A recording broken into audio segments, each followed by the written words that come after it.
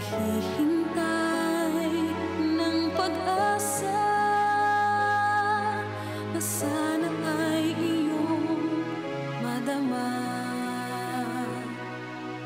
Langit ka, lupa ako, hanggang tanaw na lang ba tayo? Mahal kita, mahal mo ba ako? Halos gabi-gabi nating naririnig ang kanyang magandang tinig. Ang kanyang mga awitin ang lalong nagpapaigting sa drama ng mga Korean novelang ating pinakaaabangan.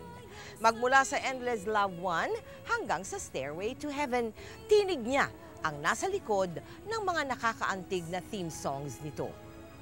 Pero sino nga ba siya? Sa likod ng mga tanyag na awiting ito, nagtatago ang isang talentong matagal na panahong naghihintay ng pagkilala sa kanyang napiling sining. Mga kaibigan, narito ang kwento ni Faith Cuneta. Tunghayan po natin. Langit ka at lupa ako, hanggang tanaw na lang ba tayo? Mahal kita, mahal mo ba ako, hanggang pangarap na lang ba ito?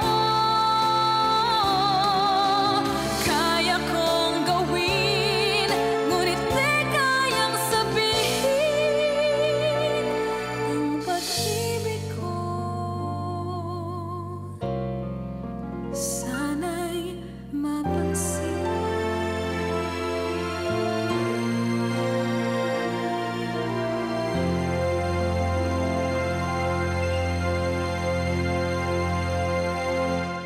Okay, good job, Faith. Good job.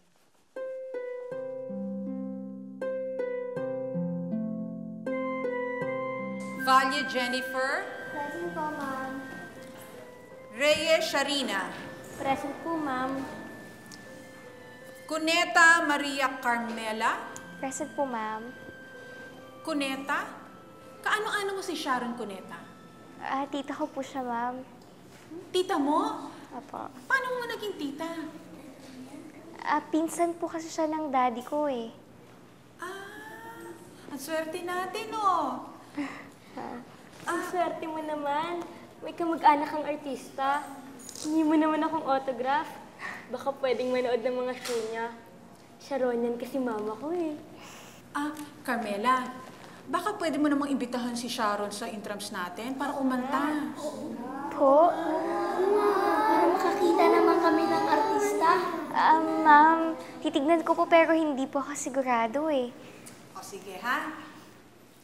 Gustuhin man ni Carmela dumalo ang tiyahing megastar sa mga school activities nila. Naisip niyang huwag na lang itong gambalain dahil alam niyang marami rin itong commitment sa showbiz. Sa kabila nito, dahil may taglay ring husay sa pag-awit, naging regular na performer si Carmela sa mga activities nila sa eskwelahan. Ano ba yan? Walang kabuhay-buhay kumanta? Bakit wala sa Sharon? Hindi naman ata totoong kamag-anak mo yun eh. Ay, hindi. Tita ko talaga siya. Pero kasi marami siyang ginagawa ngayon eh. Alam mo, sigurado akong papansin ka lang. Sinungaling. Sigurado akong malayo ang boses mo sa boses ni Sharon, no? Sigurado akong boses palaka ka. Huwag mo na lang siyang pansinin.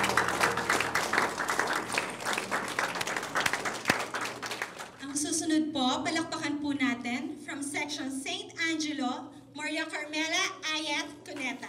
Pakita ng Marisha, ha?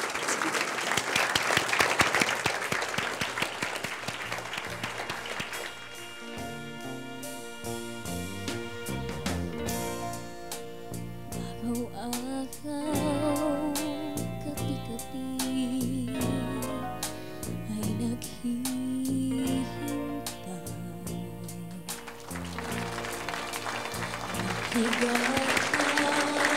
Anak ko yan! Anak ko yan! Nang sawi kong buhay, ba't di matapos ang hirap ko sa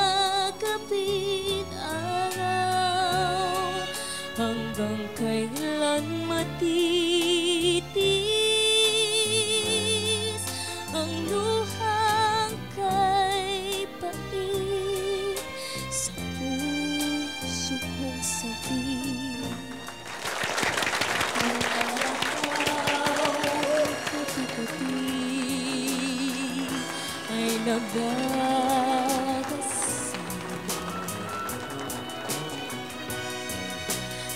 Damayan ng giliw ko na tanging minahal,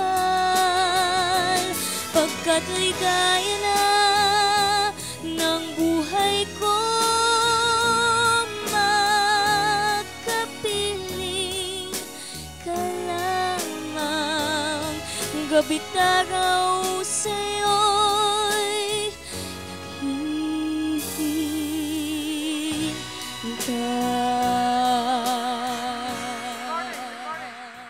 Kagabiyong good morning. Good afternoon, ladies and gentlemen. Welcome po dito sa ating...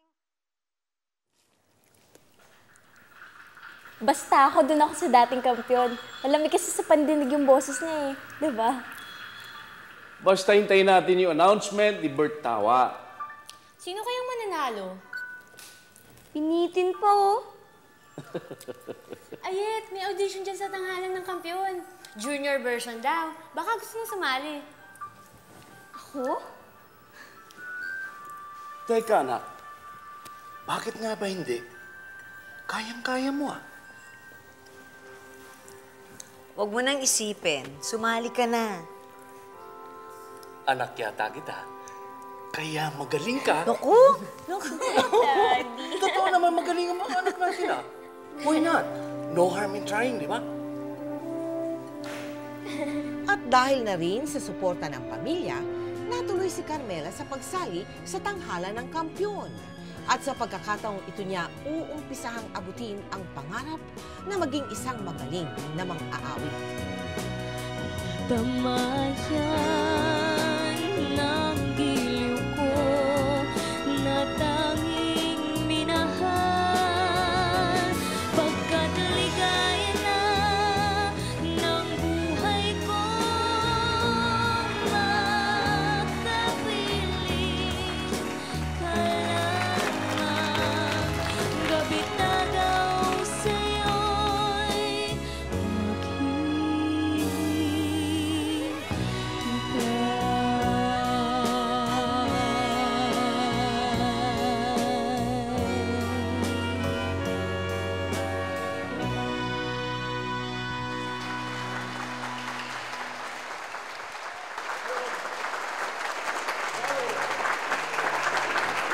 Okay!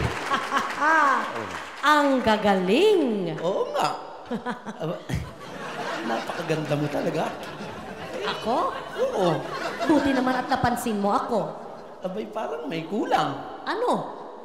Eh, wala naman akong alam. Sige na nga. Ano ba? Alam mo na, yung pagpabuenas. Ayun ba? Oo naman. Sige na nga. Bilisan mo, ha? Ayan na. Ayan na. Eh, bago nga pala natin i-announce yung ating nagawi para sa gabing ito. Ay, alam mo bang itong si Gilbert, yung una nating contestant? Oh. Ay, hindi lang pala pag-awit ang hilig niyan. Ano? Ay, isa rin pala siyang champion debater sa school nila. Wow, galing naman. At ito naman, si Patty. Yung second contestant natin. Alam mo kung anong hilig niya? Ang hilig niya mangolekta ng angels. At ito ba, partner? At mga kaka. Ano? Alam mo bang itong pangatlo nating contestant na si Carmela? Oh, abay, pamangkin pala siya ni Sharon Cuneta. Ano? Oo. Talaga naman, oo. Small world. Kaya pala, pareho silang magandang boses. O sige, ituloy na natin para malaman na kung sino ang nanalo. Abay, oo ba? At ang nagwagi, ang mapalad na kampiyon para sa gabing ito ay walang iba kundi si Maria Carmela Cuneta! Congratulations!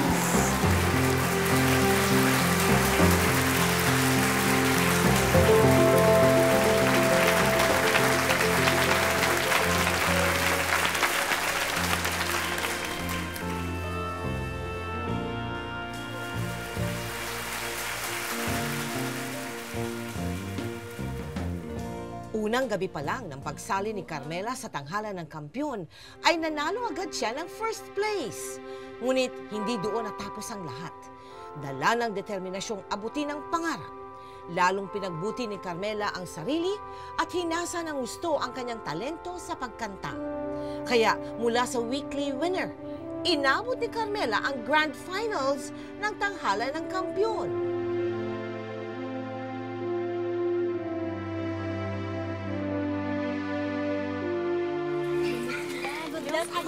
Salamat po. Oh, sigurado ka hindi ka manonood ng live, ha? Hindi na. Alam niyo namang mas gusto kong manood sa TV na lang.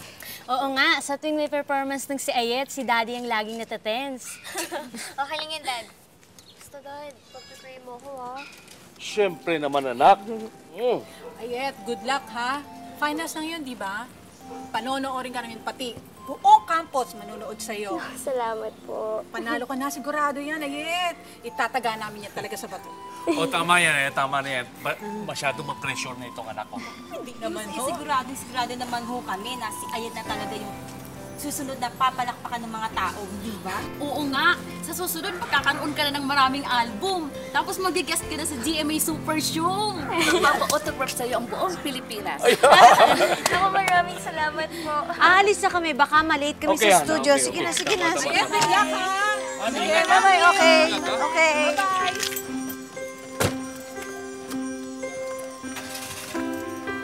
Anak, try muna bago performance, ha? Good luck, ha? Galigin mo, ha? Okay, bye-bye.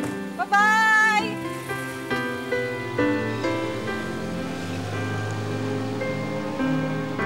Here is 4-week Munti champion Carmela Cuneta.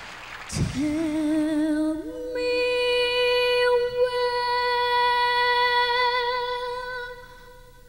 where is it written what it is I'm meant to be?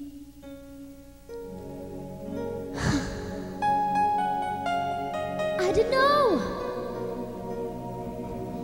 that I can dare.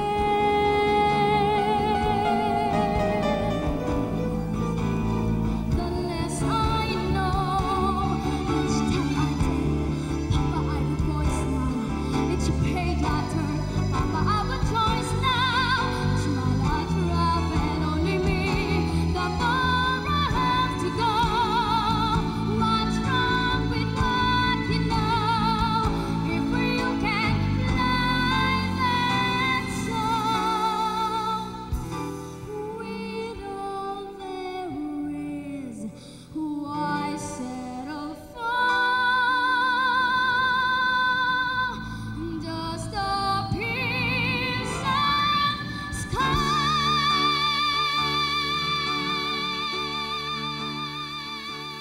Tinatanghal na Grand Champion ng Tanghalan Munti 1990. Ang umawit ng There's a Winner in You, Jason Anana. Labis na dinibdib ni Carmela ang kanyang pagkatalo. Pakiramdam niya, parang unti-unting lumalabo ang katuparan ng kanyang mga pangarap. Dad!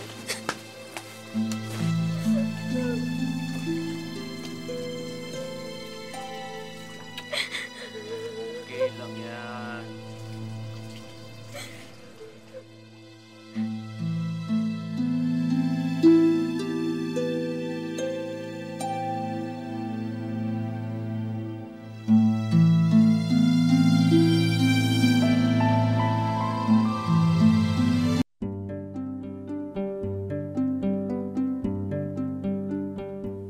Siya nga pala. Si Ayet, di ba half day lang ngayon? Eh, parang nakita ko nung dumaan yung school bus niya. Ha? Andiyan na yata eh. Ayet? Siya na ba yan? Oh, ano nangyari sa'yo? Bakit? Ano ginawa mo sa buhok mo? Sobrang depressed na po kasi ako eh. Ang dami-dami po kasing umaasa na mananalo ako, Daddy. Kahit nga po yung mga kaklase ko tsaka yung teacher ko, tinatanong nila ako kung bakit daw ako natalo eh. Kaya buhok mo ang pinagdiskitahan mo. Anak, isipin mo na lang, kasama yan sa mga experiences mo. Blessings din na nakapasok ka sa finals, di ba? Anak, ito tandaan mo. Para sa amin, ikaw pa rin ang champion. Biro mong talunin mo yung mga contestants na yon for several weeks. Hindi madaling gawin yon. At saka anak, please lang, next time, huwag mo na kami tinatakot, ha? Akala namin kung saan ka na nagpunta. Dad, sorry po Mami, sorry. Promise ko po sa inyo, Dad. Simula po ngayon, magpo-focus na po ako sa studies ko. At saka, kailangan ko lang naman po ito gawin para po mawala yung pagka-disappoint ko eh. Okay lang yan. Sige. Okay. Maraming taon ang lumipas at pansamantalang kinalimutan ni Carmela ang pagsali sa mga singing contest. Batid niyang hindi pa ito ang tamang panahon para sa kanya at naniniwala siyang makakapaghintay ang pangarap niyang maging mang-aawit kung talagang para sa kanya ito. Kaya ibinuhos niya lamang ni Carmela ang lahat ng panahon sa kanyang pag-aaral. Pero nang tumuntong siya sa second year high school, nakilala niya ang binatang magpapatibok ng kanyang puso. At dahil istrikto ang kanyang mga magulang, mas pinili ni Carmelang itago ang relasyon nilang ng binata. For you. Wow! Ang ganda naman nito. Thank you, Paolo. Pero, problema ko ngayon, paano ko ito iuwi sa amin? Pag nakita to ng mami ko, tsak na magagalit yun. Alam mo naman na bawal pa kasi ako mag-boyfriend, di ba? Sobra kasing naging strict si mami after nung nagpakasal ng maaga si Ate Jing eh. Okay lang. Naintindihan naman kita eh. So paano yan? Di na kita makahatid Baka kasi makita pa ako ng parents mo eh. So, I have to go. Sige. Bye. Bye. I love you. Bye. Hindi lang siya mga agaw ng boyfriend. Ginagamit ang apelido para sumikat. Nagkataon lang na kuneta rin ang surname niya. Nakikiray doon sa popularity ng iba. Kilala ko ba kayo? At saka, ano yung sinasabi niyong ng agaw? Pa-innocent effect pa daw. Sis.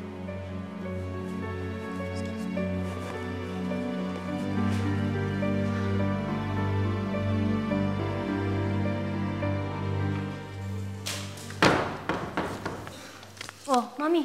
Ano yan? Hindi ko nga alam eh. Nakuha ko dun sa may doorstep. Tignan mo nga. Sulat. Ano kaya galing? Mrs. Cuneta, gusto ko lang ipaalam sa inyo na kung akala ninyo ay pag-aaral lang inaasikaso ng anak niyo si Carmela, nagkakamali po kayo. In fact, she has a boyfriend now at tinatago lang po niya sa inyo. From a concerned friend.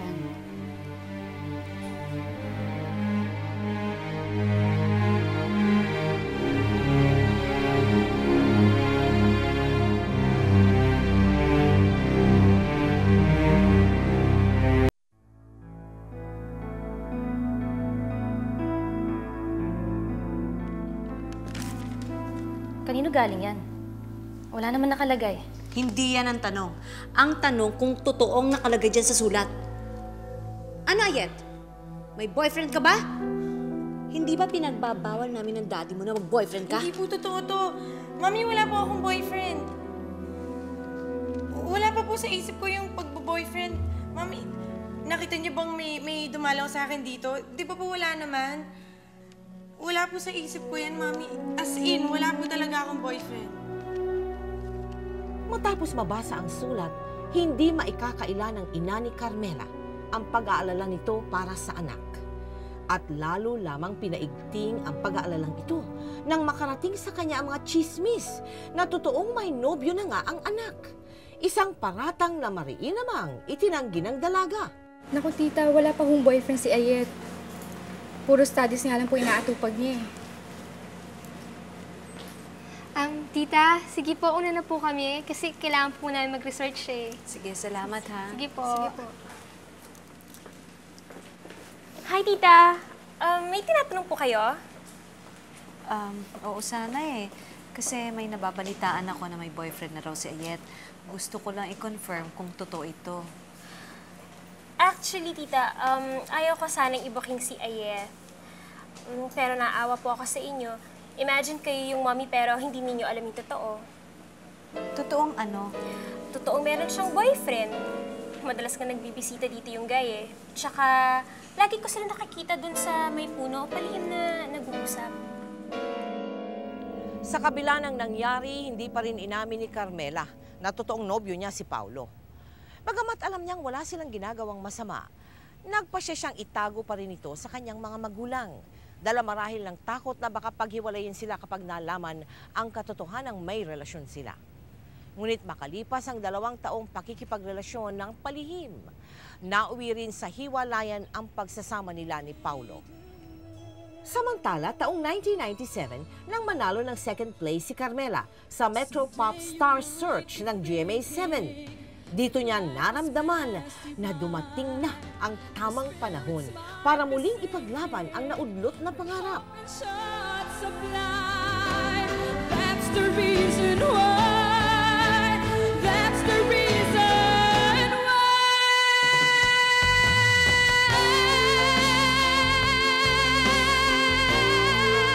I know this dream's worth keeping as long as it will stay. Even when you see the darkness come creeping, a dream worth keeping.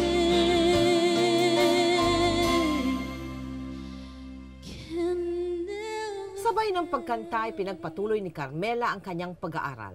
2nd year college siya nang makilala niya si Dion, ang lalaking naging pangalawa niyang nobyo. Sa pagkakataong ito, hindi na inilihim ni Carmela mula sa mga magulang ang kanilang relasyon. Yes, sa wakas, graduate na tayo. Oo nga eh. Alam mo, hindi ko nga alam kung mag-a-apply ba ako sa mga office-based work or kakanta ako sa mga lounge, sa mga hotel, diba? Ikaw, ano ba yung mas feel mo? Ang downside nga lang ng pagkanta, nasa labas ka pag gabi. Payag ba parents mo? Uy, mga friends! Picture naman tayo. Ikaw, ano naman naman? Ay, nako, ako na naman. Sige ha, ito. 1, 2, 3. Kami naman! Sige, ako na. Oo, para may remembrance kami. 1, 2, 3. Dahil determinadong sumikat sa larangan ng pagkanta, walang pinapalagpas sa pagkakataon si Carmela. Nag-audition ito sa mga lounge at bars para mas lalong mahasa ang kanyang talento.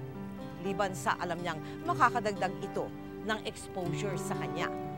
Nag-record din si Carmela ng ilang mga kanta at dinala niya ito sa iba't ibang recording companies. Ngunit tila mailap sa kanyang swerte dahil ni isa sa mga ito hindi pinalad na mapili.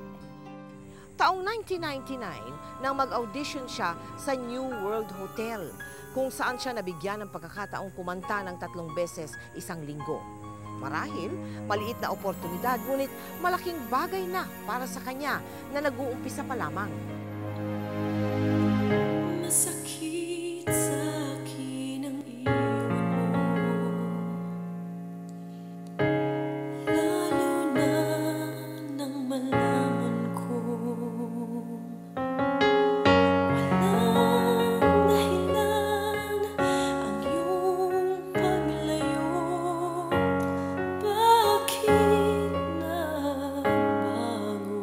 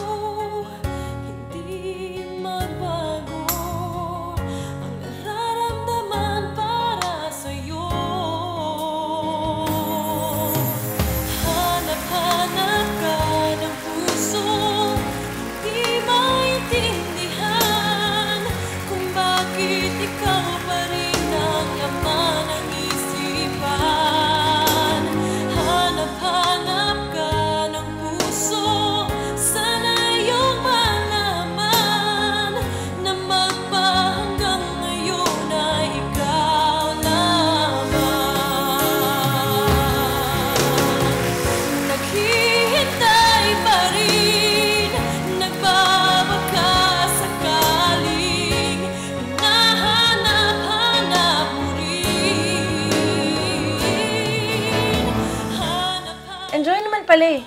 Yun nga lang, di ako sanay umuwi ng alangan ng oras. Ang sabihin mo, hindi mo na napapanood ang mga soap opera pag gabi. O nga pala, saan yung boyfriend mo? Hindi ka ba niya susunduin? Hindi, galing sila ng US Embassy kasama niya yung family niya. Magbabakasyon kasi sila doon ng 6 months. 6 months? Friend, ang tagal naman nun. Hindi mo ba siya mamimiss? Come in. Miss Ayet, may gusto pong may pag-usap sa inyo. Ha? Sino? Regular customer po natin si Mr. Teng. May tatanong lang po yata. Kailangan pa ba yun? Ma'am, harapin niyo lang po kahit sandali lang.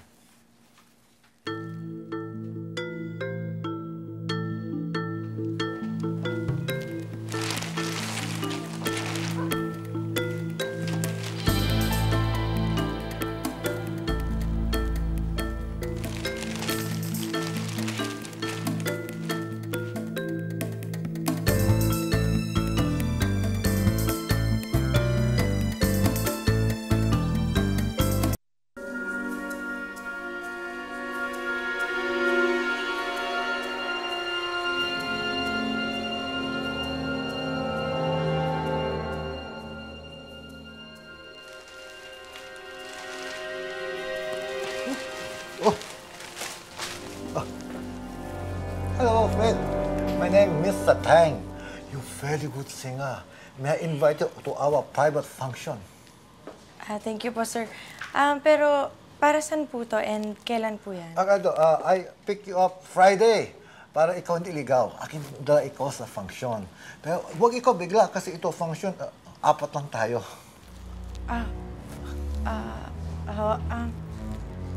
I just remembered I have a prior appointment pala by that time. Hindi pala ako pwede, sir. Sorry po. Hindi pwede. Paano kung pwede ka bukas tayo labas? Labas tayo. Ay, sorry, sir. I have to get ready for my next set. Excuse me, sir. At hindi lang yan ang only time na may lumapit sa akin na DOM. Take note ha, DOM. Buti na lang nakausap ko na yung waiter namin na nakakunsyaba kung pagtakpan ako.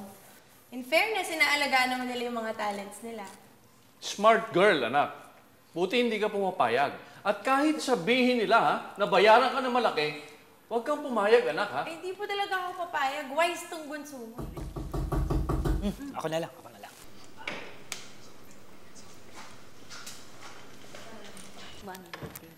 Ligareho, pakipirma na lang, ha? Regalo? Salamat, Thank you, ha?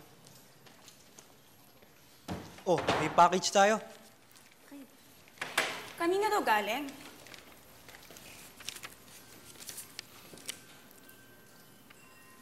Para sa akin? Ayet, kanina galing yan.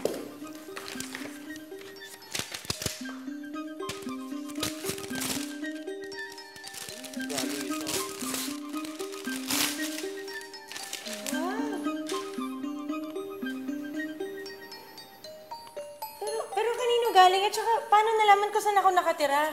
Ako wala, may stalker ka. From a fun.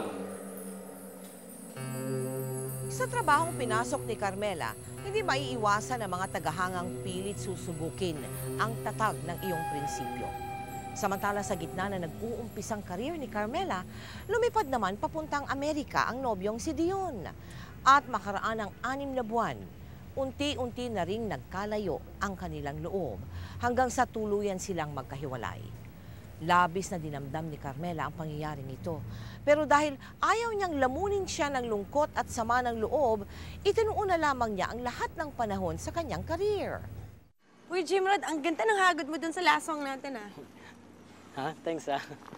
Oo nga pala, Ayet, baka interesado ka kasi may Japanese recording company na on the lookout for new talents.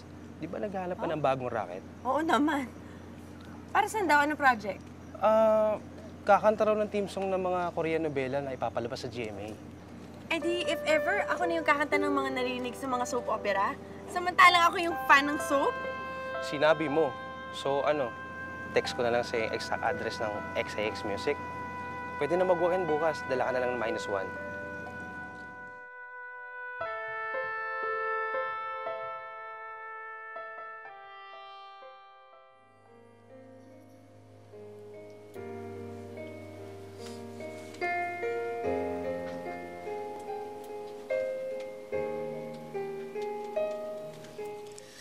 Miss Cuneta, here's the Tagalog version of the song just heard. At eto naman ang CD of the song, pero in Japanese pa yan. Gusto naming pag-aralan mo ang Tagalog version and tomorrow, bumalik ka to perform the song in Tagalog. Bukas na ho? Oo, and pag nagustuhan ng boss ko ang interpretation mo, contract signing ka na agad. Kinabukasan ay agad siyang nagbalik at kinanta ang Tagalog version ng theme song ng Korean novelang Endless Love 1, Autumn in My Heart. Ate, minsan naman manood kayo ng gig ko ni Kuya. Doon na lang kayo mag-date. Oo, naka-schedule na namin yan. Tignan natin next week. Promise? Oo, ikaw pa.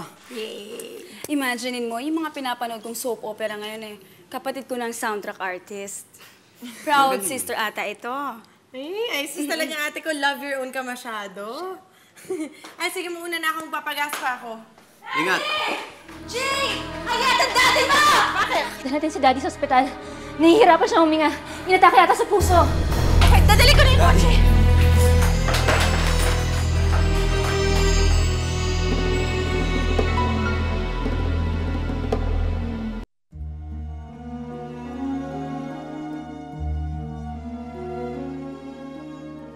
Wow, very good naman si Daddy. Ang dami nakain. Oh, dapat lang. Dinayo ko pa yung gindera sa palengke ng Paranaque. Thank you, Mami. Daddy, kasi ang hirap ng special request mo. Anything for my baby. What do you want for lunch tomorrow? Mami, pwede bang mag-request ng kare-kare? Kari-kari hindi pwede. Baboy yun. Alam mo, sarsa lang nun, masaya na ako eh. Sabay mo na yung gulay. Sige na nga. Sige, sige. Fruits pa. Mami, medyo busog. Daddy, Mami. Hi. Uy. Hi, Dad. O, kain na kayo. Hello. Wow! Simutang plato ah. Matakaw na ulit ang daddy kong gwapi. Dad, Mommy, papunta po kami ng Baclaran, Magdinevina. May papabili po kayo? Wala naman. Gusto ko pagdasal niyo ang daddy niyo. At nagpasalamat tayo naka-recover siya. Mami, sasama po kay ate. Mashinga rin po ako. Kain muna kayo. Kain na kayo. 2 araw na namalagi sa intensive care unit ng San Juan de Dios Hospital ang ama ni Carmela, sanhi ng atake sa puso. Nang maging normal na muli ang kalagayan ng ama, inuwi ito ni na Carmela sa bahay sa pag-aakalang magiging maayos na ang kalusugan nito. Dumaan muna kaya tayo sa flower shop bago tayo magbaklaran. Si Mami. Hello? Po? Opo. Opo. Ayet, ibalik mo sa bahay. Kailangan daw isugod si Dad sa hospital. Ate! Nag-taxi na lang sila, Kuya! Hindi na kayo nahintay! Hirap na hirap huminga si Kuya. Sumunod na lang daw kayo sa hospital!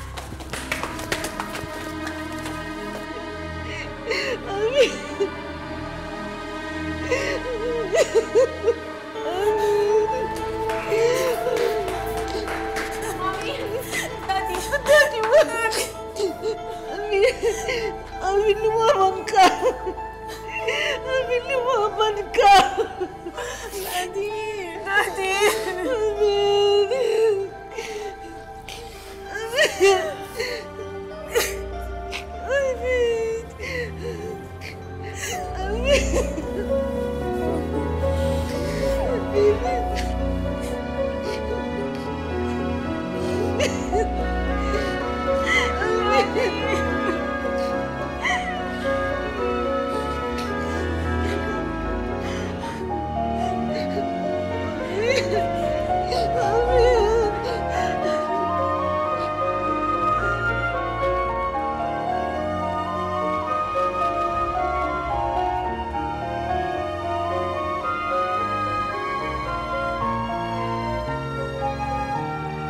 Sa pagdiriwang ng ikatlong anibersaryo ng Magpakailanman, may pagkakataon ka nang magbahagi ng tulong sa GMA Kapuso Foundation. Mag-subscribe lang sa Magpakailanman Inspirational Quotes. Text MKM on send to 367 or 2364.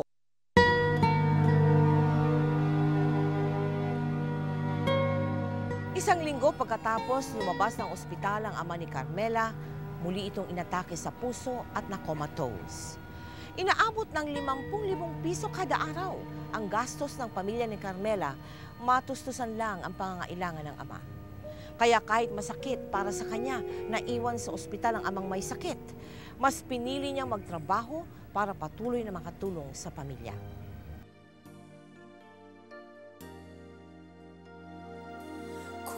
Nagdilim ang iyong kahapon, labis kang nasaktan, meron kang maasang pagtingin walang hanggan.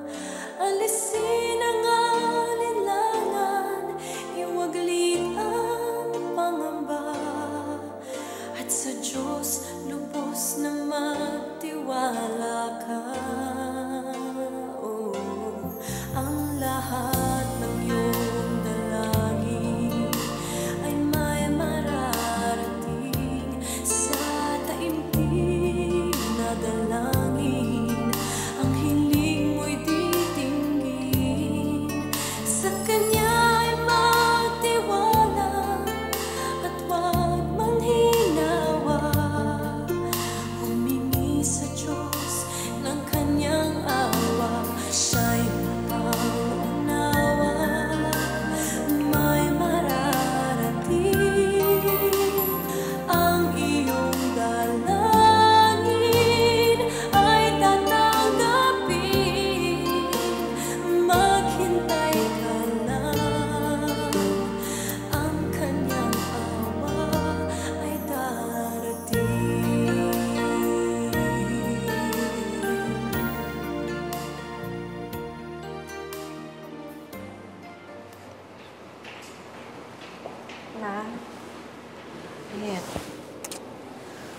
Kamusta ang trabaho mo?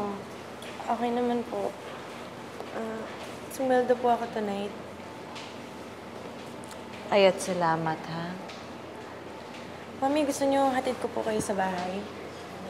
Tapos babalik na lang po ako dito para ako naman po ang magbantay. Huwag na. Mas gusto ko dito malapit sa daddy mo. 2 linggo na pong comatose si Daddy.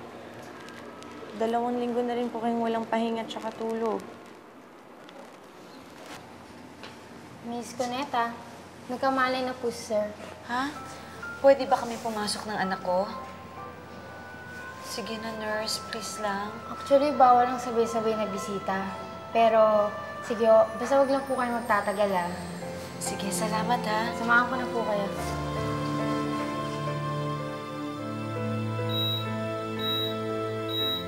Sayang wala sa na ate. Iinggitin ko talaga sila bukas. Grabe, Daddy. Namiss kita. Buti naman gumising ka na. Daddy, alam mo, naghihintay pa rin sa bahay yung kare-kareng pinaluto mo kay Mommy. Sige, kapag hindi ka nagpagaling agad, ako uubos nun. Dad, pag magaling na kayo, pasyal tayo ulit, ha? Saan mo gusto pumunta? Ako okay lang kahit saan. Sagot ko po. Basta magpagaling lang kayo. Dad, magpagaling na kayo, please. Kailangan po namin kayo. Magpagaling na po kayo. Lord, please, magalingin niyo po yung daddy ko. Hindi po namin kaya wala siya. Mahal na mahal po namin siya. Lord, please, Mommy. Magdadawin mo ako eh. Nagdesisyon ang mag-anak na ilipat na ang ama sa isang private room na may sariling ICU equipment nang sa gayon ay mabantayan ito ng lahat ng miyembro ng pamilya. Isang gabi, matapos ang singing engagement ni Carmela sa Laguna. Irma, sorry.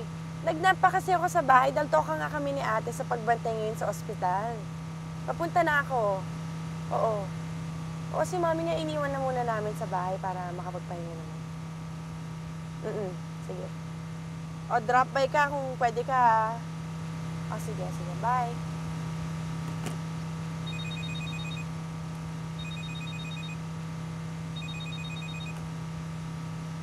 Ate Armin, na-transfer na ba si Daddy sa private room? Nasaan ka na ba? Pumunta ka na dito. Bakit ngayon ang boses mo? Pumunta ka na dito. O sige na, Teka, gusto mo bumili muna ako ng pizza or something? Huwag ka nang bumili. Basta pumunta ka na lang dito. O sige na, papunta na. Bakit ba nagmamadali ka? Basta dumiretso ka na lang dito. Bilisan mo na.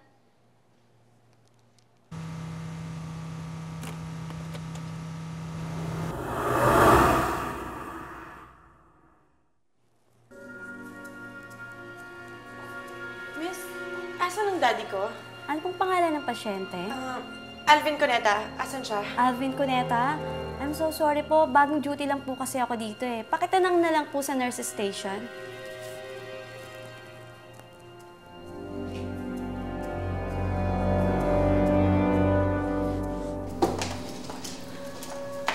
Miss! Asan ang daddy ko? Nasa room 201 si Mr. Cuneta.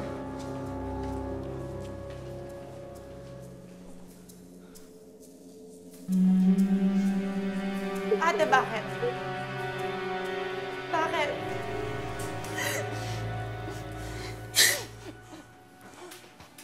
No! Daddy! Daddy, gumising ka! No! Daddy, gumising ka! Hindi ka pwede... Daddy!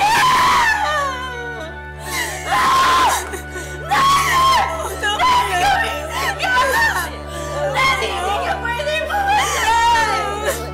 Di ba sabi ko naman babalik pa ako? Marami pa tayong pupuntahan! Marami pa tayong gagawin!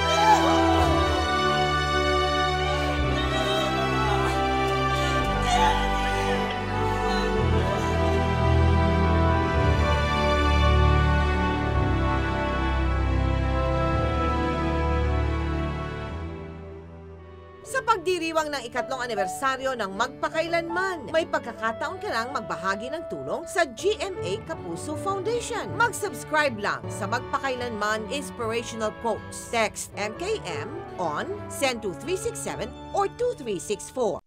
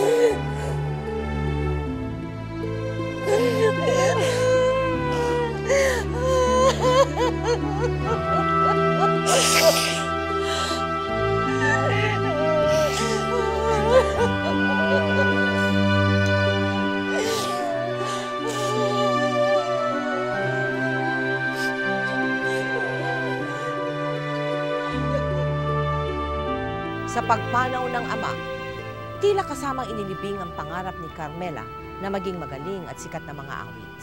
Dahil para kay Carmela, hindi lang isang magulang ang nawala, kundi ang numero 1 niyang fan na walang pinapalagpas na pagkakataon para samahan siya at suportahan sa lahat ng contest na sasalihan niya.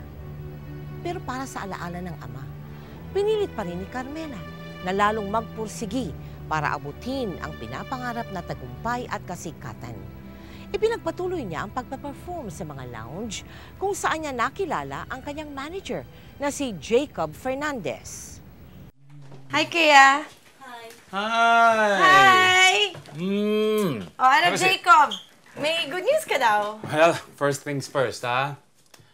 Kukunin ng GMA7 ang kanta mong Pag-ibig ko'y pansinin.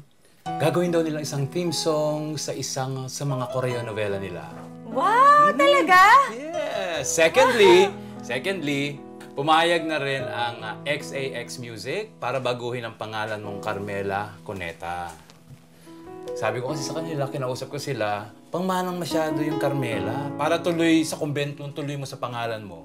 Ganon? Laitin ba? Man. From now on, you will no longer be called Carmela Cuneta. You will now be called Faith. How's that? Faith. Good. I like it. Ladies and gentlemen, let's give a round of applause to Miss Faith. Yeah! Ay, teka lang. Ano nga bang title ng bagong Korean novela ng GMA? Stairway to Heaven. At lupa ako, hanggang tanaw na lang ba tayo? Mahal kita, mahal mo ba ako? Hanggang pangarap na lang ba ito? Kaya kong gawin, ngunit di kayang sabihin. Pag-ibig ko,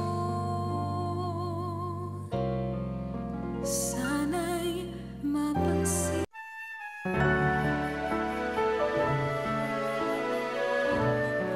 Muli na naman nating naririnig ang kanyang ginintoang tinig sa panibagong Korean novelang Jewel in the Palace. Unting mararating, kalangitan at bituin. Unti-unting kinabukasan ko'y magniningning. Hawak ngayon'y tibay ng damdamin. Bukas naman sa'king pagising, kapiling ko'y pangarap na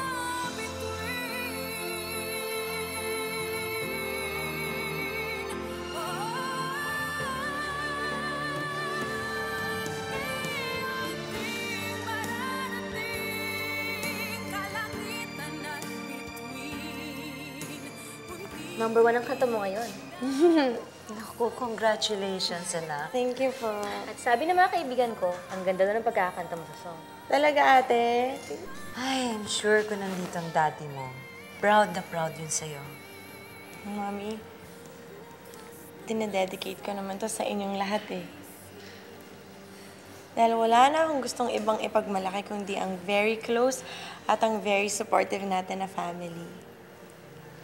Kaya, kahit saan man ako makarating, kahit ano man ang maabot ko, hindi magbabago yon, magpakailanman.